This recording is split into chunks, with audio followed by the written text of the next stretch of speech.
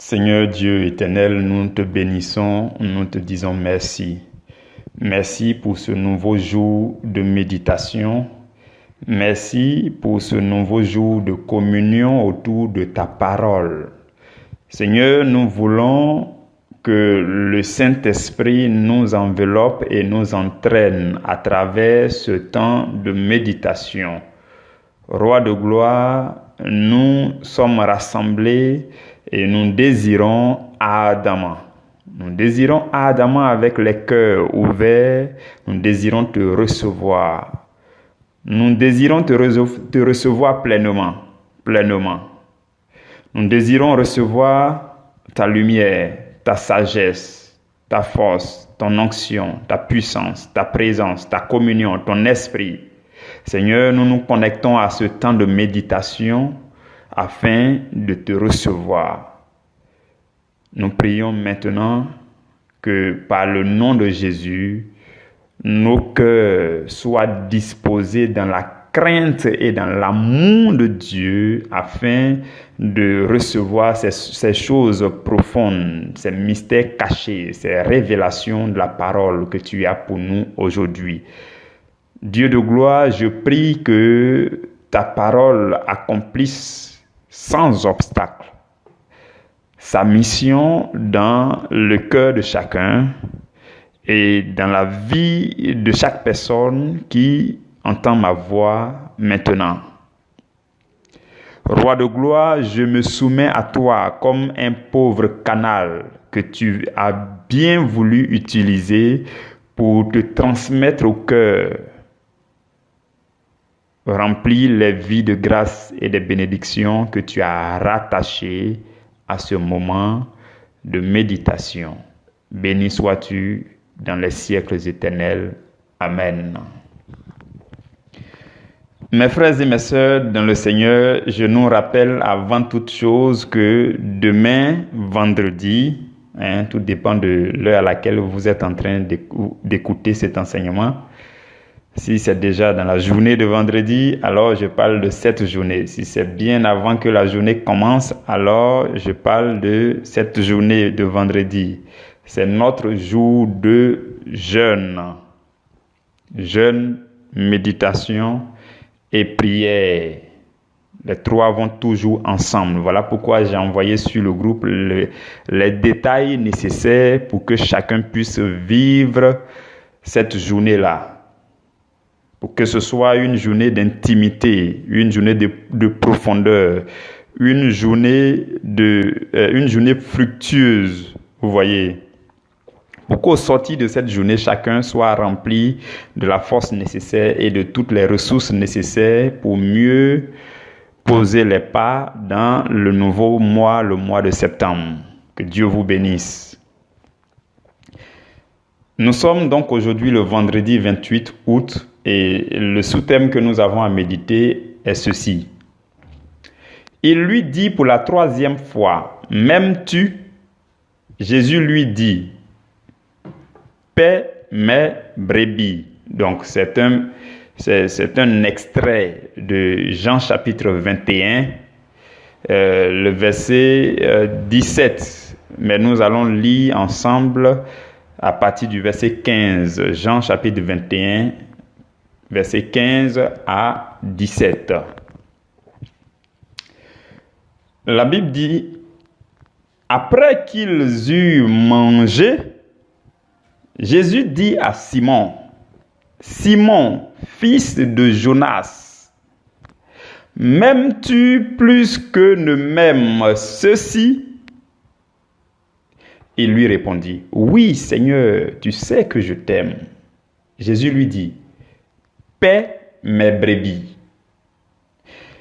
Il lui dit une seconde fois, « Simon, fils de Jonas, m'aimes-tu » Pierre lui répondit, « Oui, Seigneur, tu sais que je t'aime. » Jésus lui dit, « Paie mes brebis. » Bon, la première fois, c'était « Paie mes agneaux ». La deuxième fois, il dit « Paie mes brebis ». Le verset 17 dit, « Il lui dit pour la troisième fois, « Simon, fils de Jonas, m'aimes-tu » Pierre fut attristé de ce qu'il lui avait dit pour la 3e fois, « M'aimes-tu »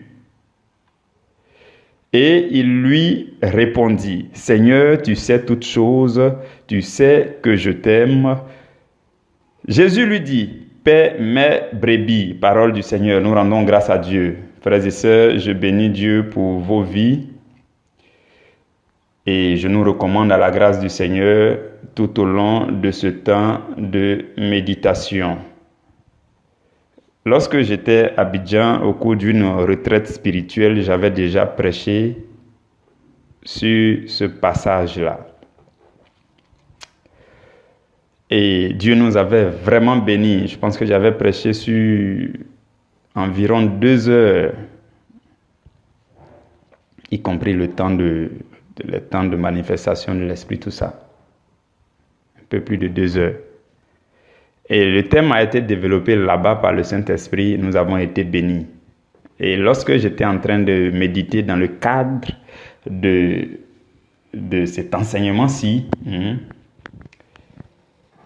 j'ai dit au Saint-Esprit, je crois que tu as de nouvelles choses à nous enseigner, même si c'est le même passage. Parce que le réma, il y a une infinité de réma, mais il n'y a qu'un seul logos.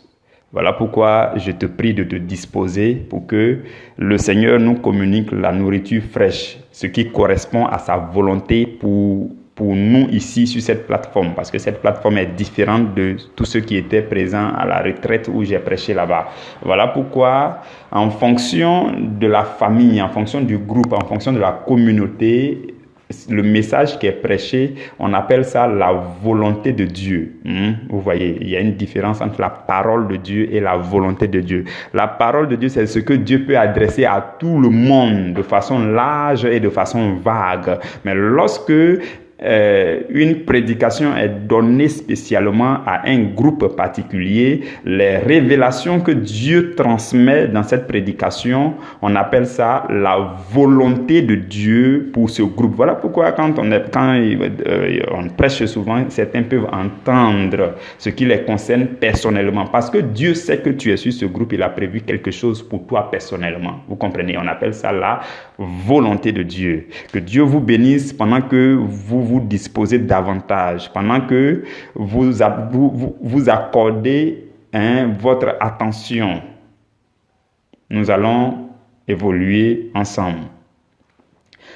Frères et sœurs dans le Seigneur, de façon générale, je voudrais que vous reteniez ceci déjà au début. De façon générale, Dieu n'établit que ceux qui l'aiment. Ah oui. Dieu n'établit, je pèse mes mots, Dieu n'établit que ceux qui l'aiment. Dieu peut choisir n'importe qui. Vous voyez, choisir et puis établir, c'est pas la même chose. Dieu peut choisir n'importe qui pour cheminer avec lui, en vue de l'éprouver, de le mettre à l'épreuve, tout, en vue de l'éduquer, en vue de le former jusqu'à ce qu'il soit prêt. Et ce n'est que lorsqu'il est prêt, lorsque Dieu est davantage rassuré qu'il a réussi à plusieurs tests, c'est là que Dieu l'établit. Et en général, ce sont les tests d'amour. Est-ce que tu aimes Dieu? Dieu ne va t'établir que si tu l'aimes. Dieu n'établit que ceux qui l'aiment.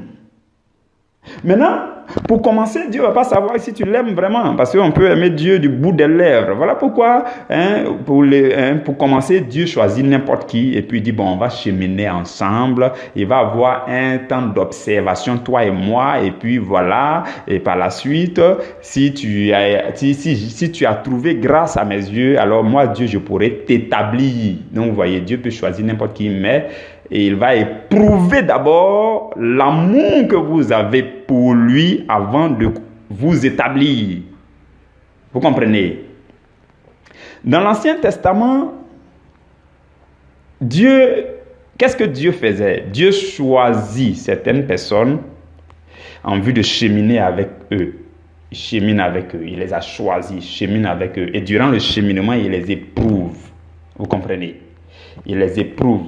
Et quand il chemine très souvent dans le cadre d'une alliance. Vous voyez, Dieu dit, toi, je te choisis, viens, on va cheminer.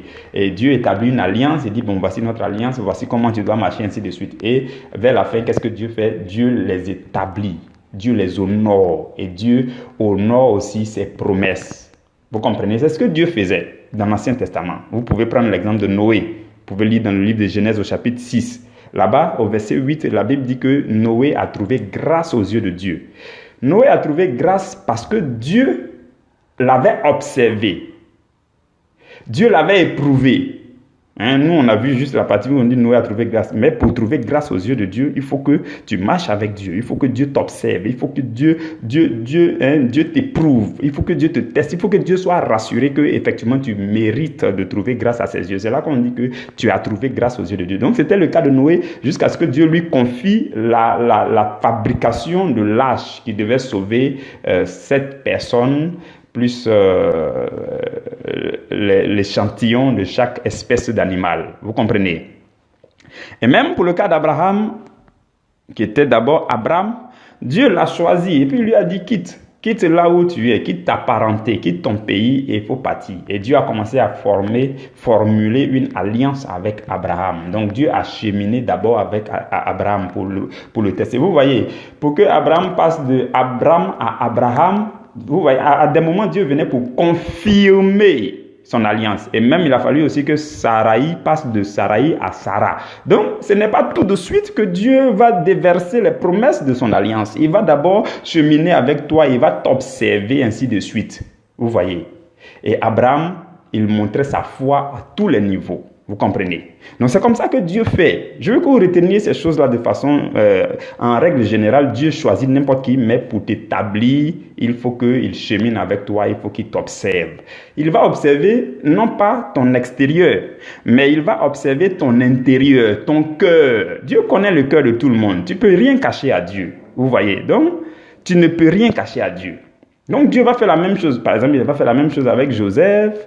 Il va faire la même chose avec Gédéon. Joseph, il est passé par plusieurs types de tests, tout ça. Même la femme de Potiphar est venue. Vous comprenez? Donc, Dieu choisit et il chemine. Et par la suite, il établit. Gédéon, David. David même, il était un petit garçon. Quand Dieu l'a éprouvé derrière un troupeau. Un troupeau. Dieu l'a testé derrière un troupeau, il a cheminé avec lui derrière un troupeau. C'est quand Dieu a vu maintenant que le cœur de David éprouve un amour pour Dieu. L'amour que David éprouvait pour Dieu se transmettait sur son petit troupeau. Quand Dieu a vu ça, il dit, mais tiens, celui-là, il peut être établi sur le peuple d'Israël. Vous comprenez? C'est comme ça que Dieu fait les choses. C'est pour ça que dans le secret de votre vie, de votre intimité avec Dieu, faites tout pour être sincère, pour ne pas biaiser les choses, pour ne pas que ça vous retarde. Dieu vous a certainement choisi, mais il est en train de cheminer avec vous. Et il compte vous établir. Vous comprenez? Il compte vous établir. Vous comprenez ce que je dis, Dieu, son plan final, c'est de vous établir. Même avant même qu'il vous envoie sur la terre, il a prévu vous établir. Mais il ne peut pas vous prendre, si le fait d'établir là, si c'est ce que Dieu faisait seulement, dès que vous êtes petit garçon, même petite fille, Dieu vous établit et puis ça s'arrête là, il n'a pas besoin de vous tester. Non, c'est vrai que le plan, la prédestination, c'est que Dieu va nous établir, mais c'est un cheminement. Il faut suivre le chemin. Et ce qui vient avant l'étape où Dieu t'établit, c'est l'étape d'épreuve, ainsi de suite, et ainsi de suite. Donc, Dieu choisit les gens. Par exemple, il a choisi Jonas. Jonas, par exemple, lui, Jonas, c'était malgré tout. Dieu met ici, Jonas met là-bas. Dieu dit, va ici, Jonas dit, non, je vais partir à Tarsis. Vous voyez. Donc, Dieu, pour Jonas, par exemple, Dieu a forcé. Il y a des gens comme ça, Dieu est obligé de forcer. Même Daniel. Donc, Dieu l'a choisi. Et Dieu l'a éprouvé dans les petites choses. Dans les petites choses. On dit, il ne faut pas prier. Tous ceux qui vont prier, on va les jeter dans la fosse au lion. Il dit, moi je prie. Ainsi de suite. Dans les choses comme ça, où tu défends Dieu. Où tu montres ton amour pour Dieu. C'est ça. C'est sur ça que Dieu se base pour choisir. Maintenant, il y a des cas qui ont mal tourné. Les gens comme Samson, Dieu l'a choisi. Mais bon, Dieu a tout fait, mais ça n'a pas bien tourné. Ça n'a pas bien tourné pour lui, mais ça a bien tourné pour Dieu. Parce qu'au finish, la Bible dit que quand Samson devait mourir, il est mort avec plusieurs Philistins. Ça a accompli le plan de Dieu parce que Samson, justement, avait été suscité en vue de livrer bataille, de libérer le peuple d'Israël des Philistins. Et le plan de Dieu a marché pour Dieu, mais pas forcément pour Samson. Vous comprenez? Maintenant, il y a des cas où Dieu reconduit tout simplement son alliance. Donc, la même alliance avec Abraham, Dieu va reconduire sur Isaac, sur Jacob. Après 430 ans et quelques, Dieu va appeler Moïse pour dire, voilà, c'est moi le Dieu d'Abraham, le Dieu d'Isaac, le Dieu de Jacob. Viens, je vais continuer les choses avec toi. Et même après Moïse, Dieu va prendre Josué pour continuer ainsi de suite et ainsi de suite. Vous comprenez, mes frères et mes sœurs? Donc, c'est comme ça que Dieu fait en règle générale. Maintenant, dans le Nouveau Testament, qu'est-ce qui va se passer? Dans le Nouveau Testament, l'amour de Dieu va se manifester en une personne qu'on appelle Jésus-Christ de Nazareth. Vous comprenez? La Bible dit dans le livre de Romains, chapitre 8, que l'amour de Dieu a été manifesté en Christ. Et désormais, c'est notre amour pour Christ qui atteste que nous aimons Dieu. Dans l'Ancien Testament, Dieu regardait à lui-même pour dire, bon, est-ce que David, tu m'aimes? Oui, bon, je t'établis. Ok. Est-ce que toi, tu m'aimes? Oui, je t'établis. Mais dans le Nouveau Testament, tout le flot de l'amour de Dieu a été déposé en Jésus. La Bible dit que Dieu a tellement aimé le monde qu'il a envoyé une seule personne, qui est son Fils unique. Donc, Dieu a déposé, quand Dieu, comme je nous l'avais déjà dit, quand Dieu devait déverser son amour sur toute la terre, il n'a pas cherché un autre endroit, il a cherché le sommet de la croix de Jésus à Golgotha, et Dieu, comme une forme d'entonnoir, Dieu a déversé tout son amour sur Jésus. Et comme Jésus a étendu les deux bras, Jésus a déversé tout son amour sur la terre. Tout l'amour de Dieu est passé par Jésus. Et comme Jésus aussi, la croix là, la croix était plantée sur la terre, l'amour de Dieu là est parti jusque dans les tréfonds de la terre. Jésus est parti pour délivrer les captifs. Voilà pourquoi, à travers une seule personne, c'est à travers une seule personne que l'amour de Dieu a rempli toutes choses dans l'univers. Vous comprenez? Donc l'amour de Dieu est manifesté en qui? En Jésus-Christ. Désormais, c'est Jésus qui établit. C'est Jésus qui choisit. D'ailleurs, il nous a tous choisis. En Christ, Dieu nous a tous choisis. Donc maintenant, je vais parler d'établir. C'est Jésus qui établit. Maintenant, il va t'établir si tu l'aimes. Ah oui, oui, oui. Sinon, il allait demander à Pierre, Pierre, aimes-tu Dieu? Il a dit, Pierre, m'aimes-tu? Parce qu'il fallait établir, il fallait confirmer Pierre dans son rôle de pierre sur laquelle Jésus devait bâtir son église. Donc, vous voyez, Jésus devait établir Pierre. Il avait déjà dit à Pierre, tu es Pierre, et sur cette pierre, je vais établir l'église, tout et tout, et je te donnerai la clé. Vous comprenez? Donc Jésus avait déjà dit tout ça à Pierre, mais on a l'impression que Jésus n'était pas encore trop rassuré. En fait, l'amour n'était pas trop en place. Oui, oui, oui. L'amour n'était pas trop en place. Parce que dans le texte que nous avons lu, Jésus est venu poser la question 3 fois à Pierre. Jésus savait que un moment bientôt, à la Pentecôte, l'onction du Saint-Esprit allait venir. Mais Jésus voulait que l'amour soit en place dans le cœur d'au moins un disciple. Oui, oui. Jésus voulait vérifier, il voulait s'assurer que les disciples l'aiment. Pierre, de façon particulière, à qui il a déjà dit, tu es Pierre, sur cette pierre, je bâtirai mon église. Jésus voulait s'assurer que Pierre est conscient de cela.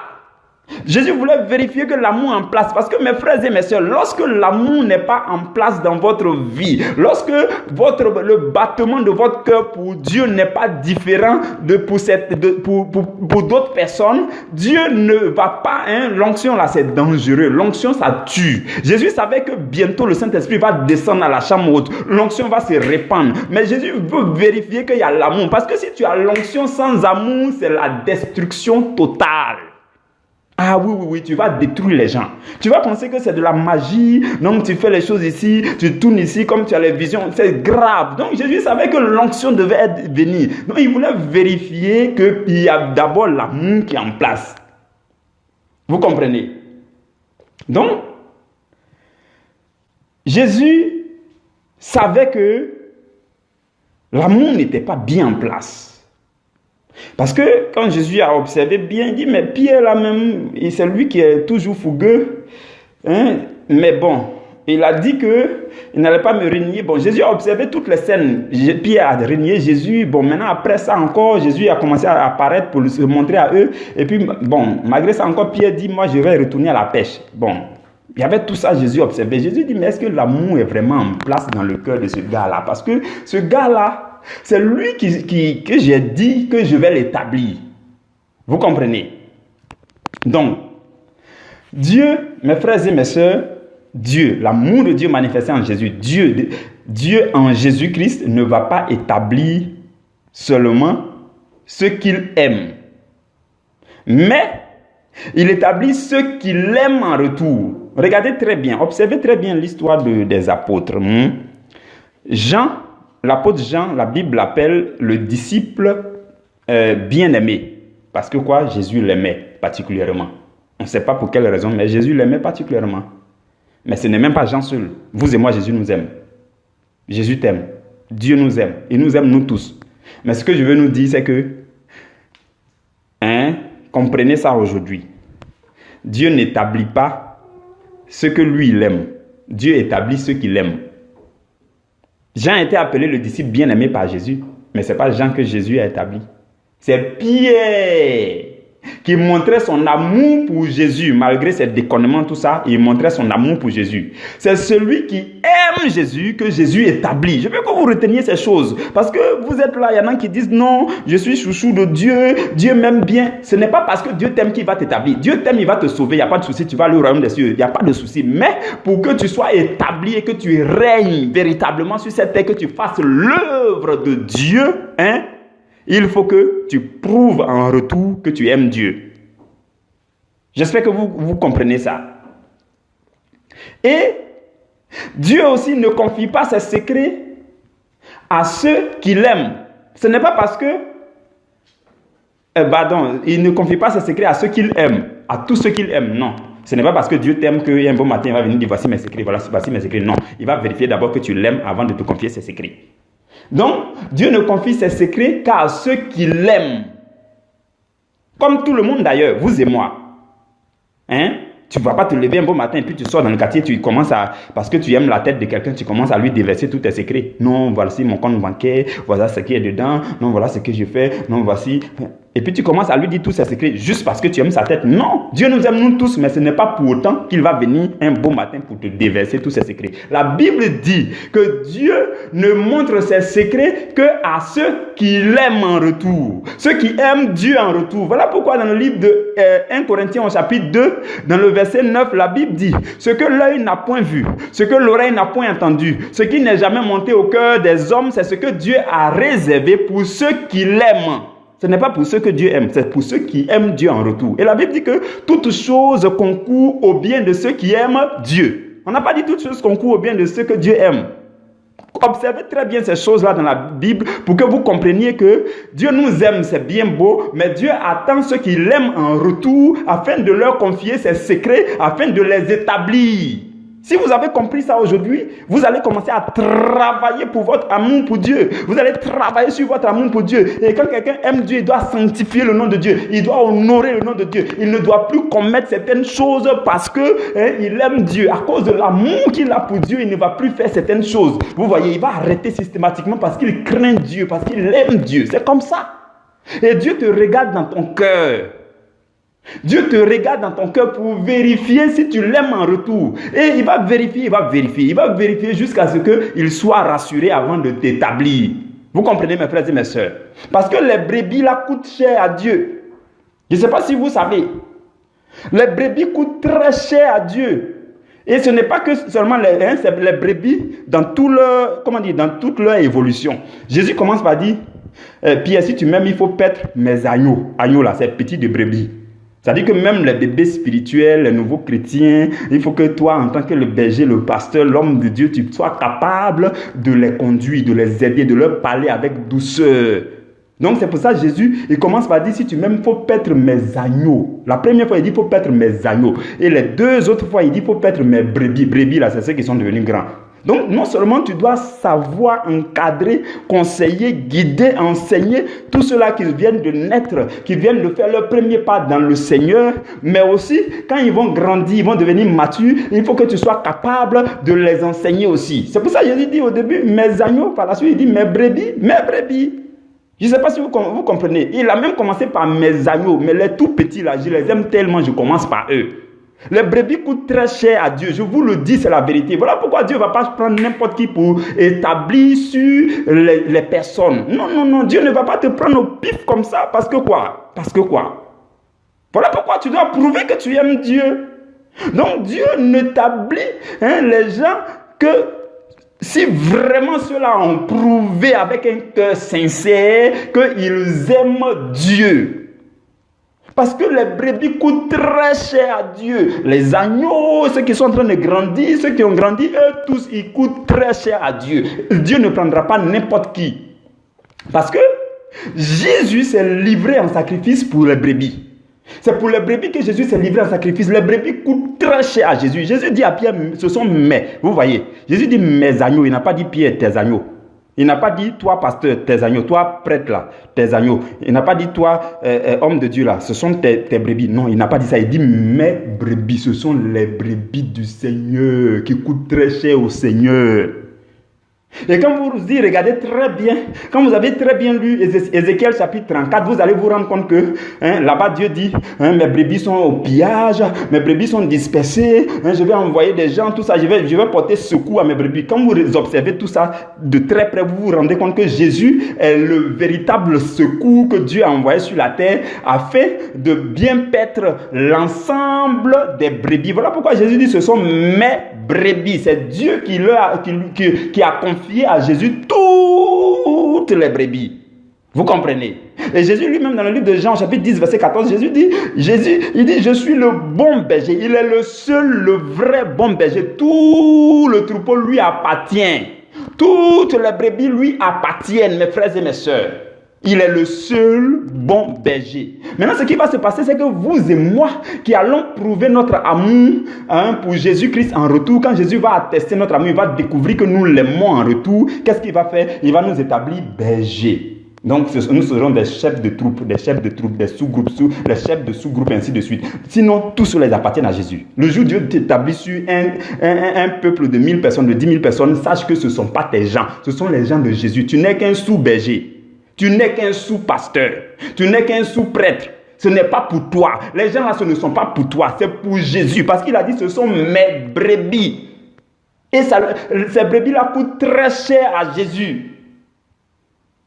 Voilà pourquoi, pour vous et moi, qui sommes là aujourd'hui et qui entendons ce message, Jésus va s'assurer que nous avons de l'amour pour lui. Il va s'assurer que l'amour est en place dans notre cœur. L'amour pour lui, l'amour que tu dis que tu éprouves pour Jésus là, Jésus va vérifier que tu l'aimes. Il va te poser la question à plusieurs reprises. Malgré tes reniements, parce que Pierre avait fini de renier Jésus, malgré tes déconnements, parce que toi aussi, je sais que tu as déjà renié Jésus. Observons très bien nos vies et puis nous allons voir que nous-mêmes, on a déjà renié Jésus. On a dit plein de choses quand on était à l'église. On a dit plein de choses quand on était en prière. Mais nos comportements qui a suivi quand on est allé au marché, quand on est allé à l'école, quand on est allé ailleurs, ça a changé. Donc, on a renié Jésus. Mais malgré ça, Jésus tient à t'établir. Jésus tient à t'établir. Voilà pourquoi il va t'appeler par ton nom. Ah oui, de façon précise, ici, là. Jésus dit Pierre. Et non, il n'a pas dit Pierre, même il dit Simon, fils de Jonas. Donc, quand Jésus va t'appeler pour t'établir, là, il ne va pas t'appeler une seule fois, peut-être 3 fois. Il va te poser la question 3 fois pour savoir vraiment est-ce que tu l'aimes. Mais aussi, il va t'appeler par ton nom précis. Oui. Parce que Jésus ne prendra pas n'importe qui pour l'établir sur son troupeau.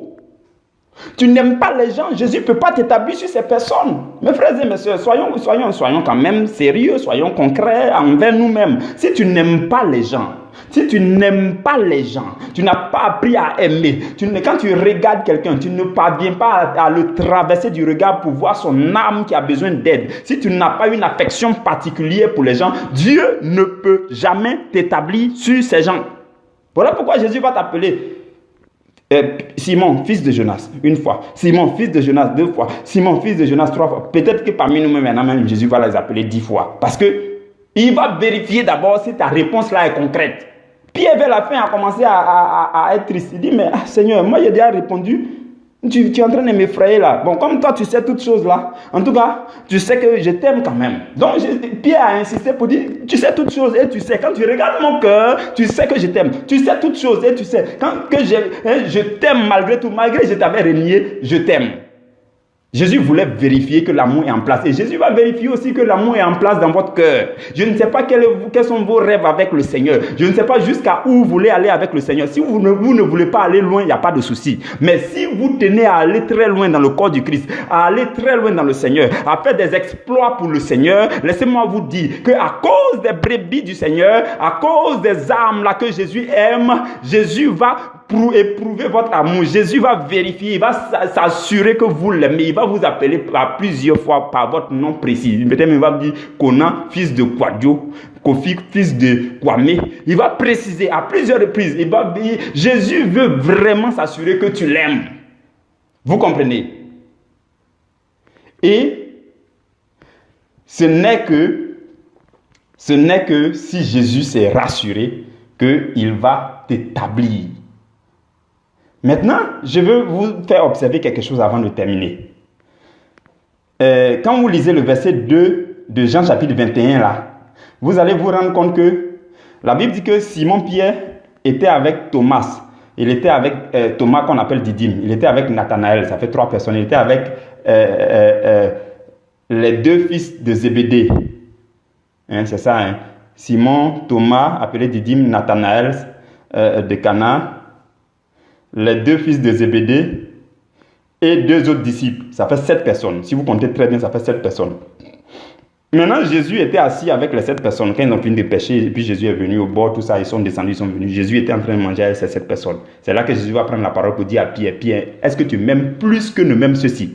Est-ce que vous avez remarqué ça? Il n'a pas dit Pierre, est-ce que tu m'aimes seulement? Il dit, est-ce que tu m'aimes plus que ne m'aiment ceux qui sont là? Ça veut dire que Jésus va vérifier. Retenez ce que je vais vous dire là. Sur 7 personnes, Jésus va vérifier que vous êtes le premier. Oui. En termes de l'amour que vous avez pour lui. Donc, autour de vous, sur 7 personnes-là, hein, Jésus va dire, est-ce que tu m'aimes plus que 6 personnes qui sont autour de toi, qui font les mêmes choses que toi, qui sont dans ta même génération? Est-ce que tu m'aimes plus que 6 personnes? Parce qu'ils étaient 7, et puis Jésus dit, m'aimes-tu plus que ne m'aiment ceux-ci? Il n'a pas dit ceux qui sont là-bas, il dit ceux-ci. Ceux-ci, là, c'est-à-dire les 6 autres personnes qui étaient avec Pierre. Il dit, m'aimes-tu plus que ne m'aiment ceux-ci? Donc vérifiez. Dieu va vérifier, il va s'assurer que vous l'aimez plus que 6 personnes. En tout cas au moins. Et puis il va vous établir. Que Dieu vous bénisse. Nous nous donnons rendez-vous demain à la première heure pour le dernier thème de la semaine. Que Dieu vous bénisse.